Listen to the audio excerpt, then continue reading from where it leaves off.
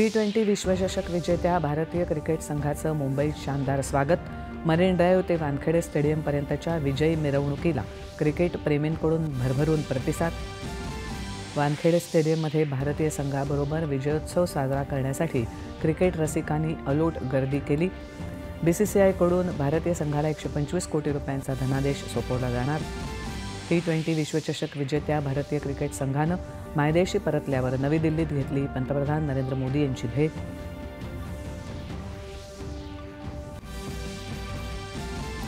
लोकसभेतल्या नवनिर्वाचित सदस्यांच्या शपथविधी संबंधित नियमात सुधारणा.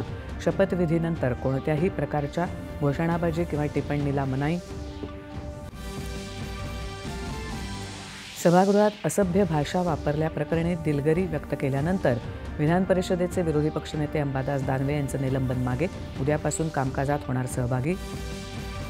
झोपडपट्टी पुनर्वसन योजनेतील प्रकल्प वेगानं पूर्ण होण्यासाठी खासगी विकासकाकडून शासकीय संस्थांच्या हातात प्रकल्प देण्याचा धोरणात्मक निर्णय.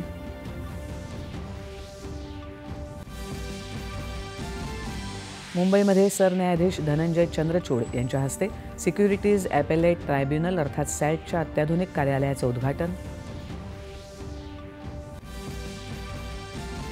आकांक्षी जिल्हे आणि तालुक्यात 6 निर्देशांकांच्या निकषांवर आधारित विकासाला प्राधान्य देणाऱ्या नीती आयोगाच्या संपूर्णता अभियानाचा देशभरात आजपासून शुभारंभ.